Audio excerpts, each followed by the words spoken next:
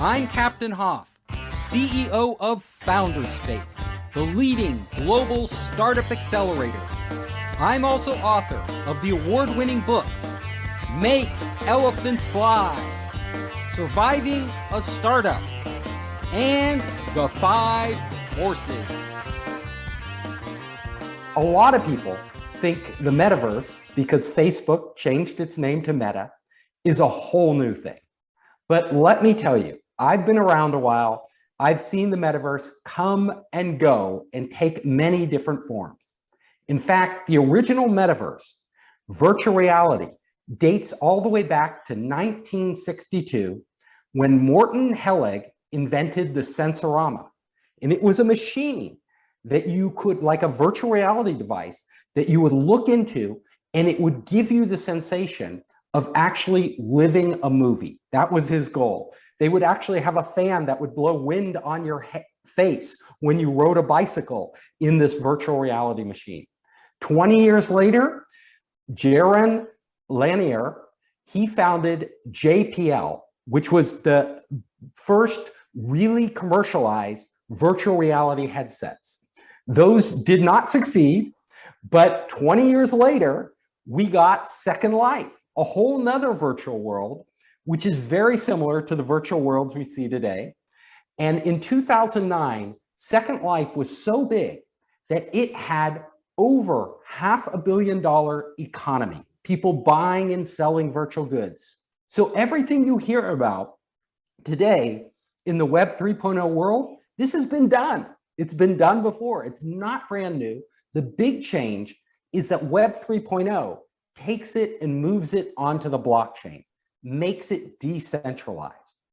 Now, there are companies like Sandbox, which runs this virtual property, this virtual real estate, and they have now sold over $500 million in virtual land. $500 million, it's just like Second Life. But Second Life, it went away. It basically still exists, but it's very tiny. Its economy is tiny compared to what it used to be. Why did that happen? Well, people got bored. First of all, technology advanced. Second Life's technology didn't keep up with the latest technology, and people moved on. They moved on to Facebook, they moved on to games.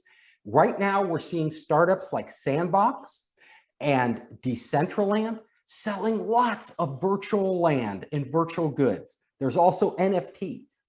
Now, what people need to understand is that when you're buying a virtual good, whether it's on the blockchain, like many of today's Web 3.0 companies, or back when Second Life was around, it's still a virtual good, meaning it's only as valuable as the rest of the community thinks it is. When that community stops thinking it's valuable, its value will decline because that value doesn't really translate into the real world.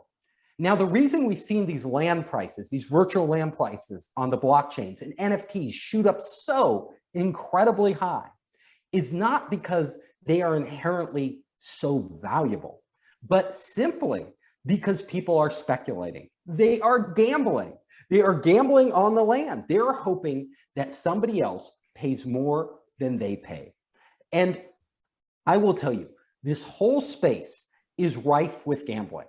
So if you think of it as an investment, you are honestly fooling yourself.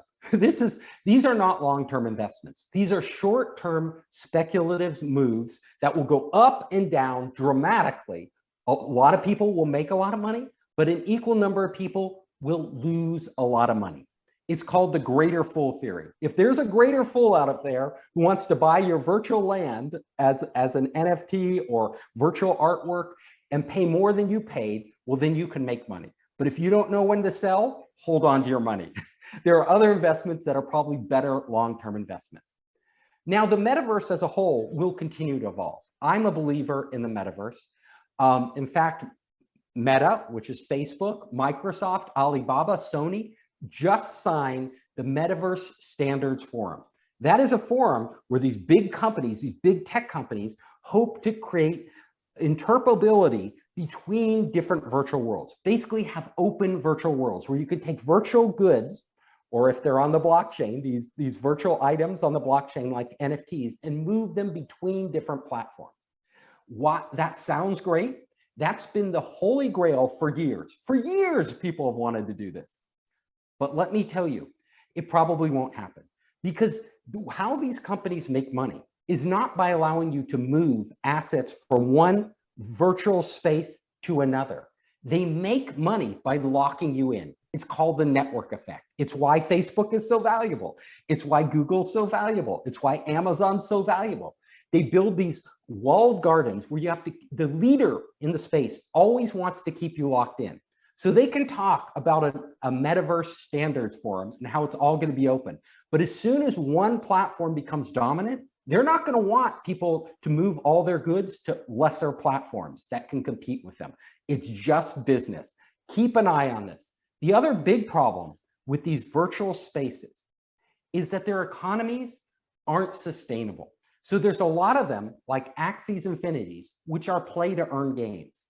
And that what they do is that the more you play, the more tokens you can earn. And supposedly, the richer you can become.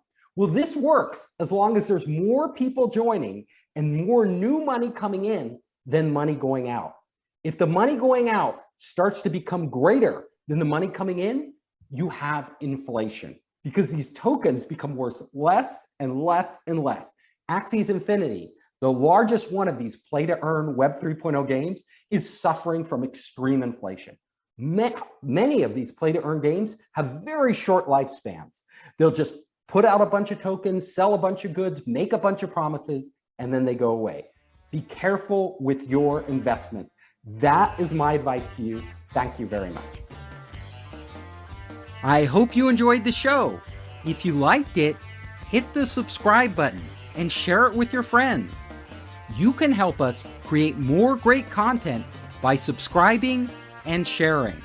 Also, if you want to access our online startup program, our investor network, and our entrepreneur resources, just come to founderspace.com.